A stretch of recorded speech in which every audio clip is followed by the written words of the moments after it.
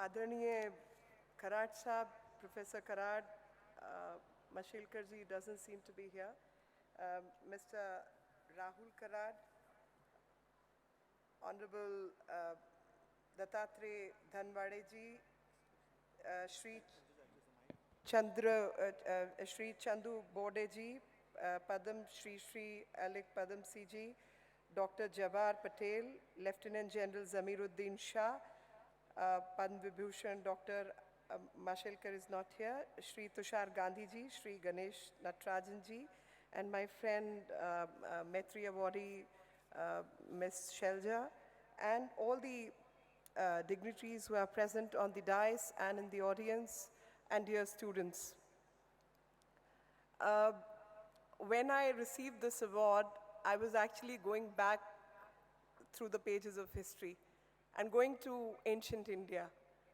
And I thought this is the real address which we need to give to this generation, because it's not everything which is ancient is unscientific, and everything which is modern is scientific.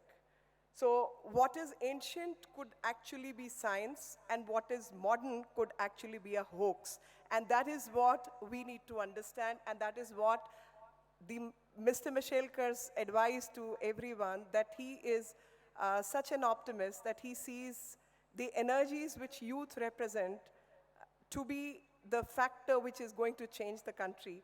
And I feel this youth, ये जो युवा पीढ़ी है, यही देश को बदलने वाली है, और इस युवा पीढ़ी को ये समझना आवश्यक है कि जो भी हमारा प्राचीन इतिहास है या प्राचीन चीज़ें हैं, वो अवैज्ञानिक नहीं है, और जो भी कुछ आज हो रहा है वो वैज्ञानिक है, ऐसा भी आवश्यक नहीं है। और ये सोच जब हमारी युवा पीढ़ी में आ जाएगी तो संस्कारों भरी दुनिया अपने आप बनेगी। और वो संस्कार शब्द मैं इसलिए इस्तेमाल कर रही हूँ कि बहुत सारा ज्ञान इस धरती ने अगर उपजाया, बेस्ट मैथमेटिशियंस अगर इस देश में हुए, तो कहीं ना कहीं वैदिक विज्ञान की छाप उन पर थी। अगर इस देश के अंदर तुलसी के पौधे की पूजा की जाती है तो उसके पीछे कहीं ना कहीं विज्ञान शामिल है। जब प्रोफेसर कराड योगा की बात करते हैं और पूरी दुनिया यूनाइटेड नेशंस योगा दिवस मनाती है, तो वो भी एक वैज्ञानिक विशेष विषय है जिसके माध्यम से हम लोग अपने मन और मस्तिष्क पर कंट्रोल पाकर जो आसपास की समस्याएं हैं उनसे सूझबूझ के साथ, विजडम के साथ हम बदल सकते हैं और आगे उनको बदलने की क्षमता रख सकते हैं।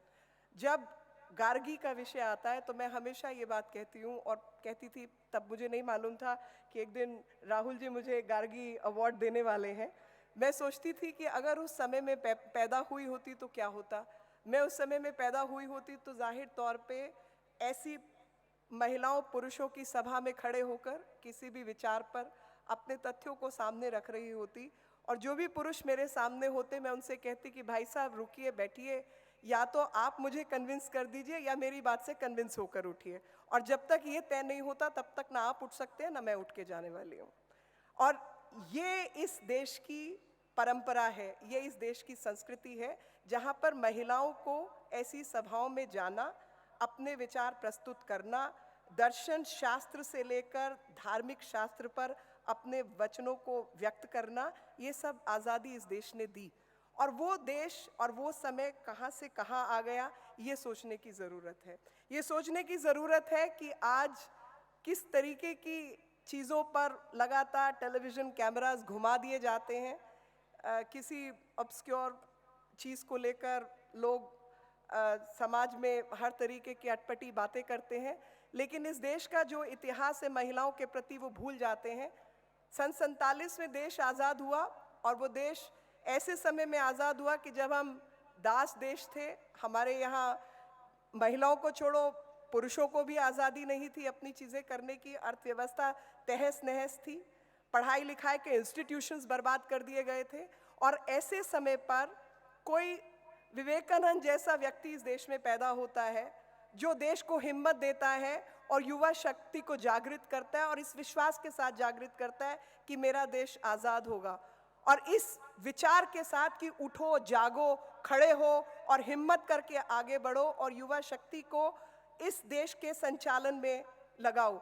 और उसमें ये भी कहा कि मुझे युवाओं की केवल एकेडमिक इंटेलेक्चुअल एक्सीलेंस नहीं चाहिए, बल्कि उनकी शक्ति चाहिए, क्योंकि किसी भी देश को बदलने के लिए शारीरिक मेहनत भी चाहिए। तो ऐसा युवा इस देश का, युवा जब मैं शब्द कहती हूँ तो युवती उसमें इंक्लूडेड है, ऐसे देश की युवा हो जिनमें शारीरिक बल हो और मानसिक संतुलन भी हो, जो मुश्किलों से घबराए नहीं, बल्कि मुश्किलों का सामना करते हुए अपना पथ आगे बनाते रहें और पूरे देश को बदलने की क्षमता रखते हो, ना कि मुश्किलों के आगे सर झुकाएं और बाकी चीज़ों में लिप्त हो जाएं। और उसी देश के अंदर 1857 सब लोग याद करते हैं रानी लक्ष्मीबाई को, लेकिन मैं उसको दूसरे दृष्टिकोण से देखती हूँ। मेरा दृष्टिकोण ये होता है कि सन 57 की लड़ाई में लोग ये तो याद करते कि एक महिला घोड़े पे सवार होकर तलवार लेकर उतरी और अंग्रेज़ों से लड़ने लगी, लेकिन उसकी जो सोशियोलॉजी है उसके बारे में आप लोग कभी विचार करिए और सोचिए कि आज अगर कोई महिला ये तय कर ले कि भाई मुझे आज घोड़े पे चढ़ना है, बंदूक उठानी है या तलवार उठानी है, जाके दुश्मनों से लड़ना है, तो ये संभव है क्या? ये संभव तब तक नहीं है जब तक महिलाओं को बाकायदा ट्रेनिंग ना दी जाए। तो 1857 एक दास देश के अंदर महिलाओं को ट्रेनिंग उपलब्ध थी। वो घोड़े पे सवार हो सकती थी, वो तीरंदाजी कर सकती थी, वो तलवार चला सकती थी और वो मार्शल आर्ट में माहिर हो सकती थी। ये इस देश का इतिहास है और इस स्वर्णिम इतिहास में आज हम लोग आज भी आज़ादी के इतने बरसों बाद भी महिला सशक्तिकरण का नारा लगा रहे हैं। तो मुझे कई बार हैरानी होती है कि महिला सशक्तिकरण का नारा किस लिए, क्योंकि महिला तो सशक्त है, महिला तो खुद शक्तिवान है, उसको केवल दो चीज़ें चाहिए, एक सुरक्षा और दूसरा इज्जत। तो अगर आप सम्मान महिलाओं को दें और उनको सुरक्षा प्रदान करें तो वो अपनी शक्ति से जो कुछ चाहे वो प्राप्त कर सकती है।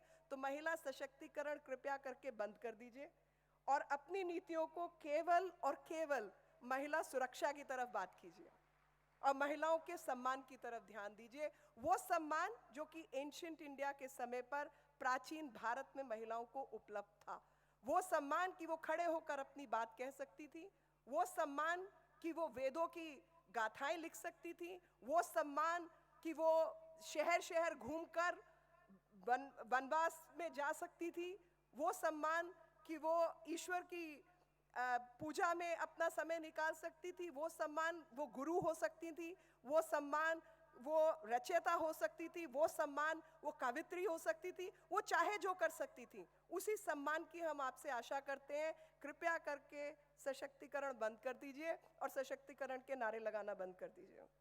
और गार्गी मैत्री के साथ ही मुझे वो एक उसके बाद का इतिहास याद आता है, जिस समय पर चंद्रगुप्त मौर्य का जब इतिहास आता है और मौर्य डायनेस्टी की बात की जाती है, तो मौर्य डायनेस्टी में आप हैरान होंगे जानकर कि मौर्यन किलों को जो प्रोटेक्ट करती थी वो सब महिलाएं होती थीं। तो जो इनर कोर्टयार्ड्स को प्रोटेक्ट करने वाली जो सोल्जर्स थी वो महिलाएं थीं। तो इस देश की परंपरा ऐसी महिलाओं की है और उसी परंपरा के कारण जब हमारा संविधान, क्योंकि 26 जनवरी अभी हाल ही में होके गई है, तो 26 जनवरी में आपको याद दिलाना चाहती हूँ कि एक दास देश जिसकी आज़ादी 1947 में हुई और 1950 में लागू किया गया संविधान, उस संविधान ने सिंगल स्ट्रोक के अंदर महिलाओं को वोटिंग का अधिकार दे दिया। ये अधिकार उसी समाज ने दिया जिसके बारे में तरह तरह की बातें की जाती हैं। उन्हीं पुरुषों के माध्यम से ये अधिकार मिला, भले बहस हुई कॉन्स्टिट्यूएंट असेंबली के अंदर, लेकिन वो अधिकार महिलाओं को यूनिवर्सल फ्रेंचाइज के तहत मिला। और वो अधिकार अगर आप इतिहास उठा के देखें तो कई सौ बरस लगे महिलाओं को वेस्ट में वो अधिकार पाने के लिए और बहुत लड़ाई हुई और तब उनको वो अधिकार प्राप्त हुआ। 1920 में यूएस में मिला, 1932 या 30 में यूके में मिला और स्विट्जरलैंड, क्योंकि यूरोप से कुछ लोग यहाँ मौजूद हैं, women in Switzerland got this right in 1972. So you can imagine this is the vibrant society which India has, This is the kind of place India historically has given to its women. Now, there may be some instances where we feel there's some kind of abrogation, but I have complete faith in the youth of this country and the leadership that whatever women deserve, they will reach their place as determined by their own destiny and not be controlled by factors for which they are not responsible. Thank you, friends. Thank you very much. बहुत बहुत धन्यवाद मीनाक्षी लेखी जी। और आपने कहा कि महिलाओं के सशक्तिकरण का नारा बंद कीजिए, उन्हें असल में उनके हक और उनका सम्मान दीजिए।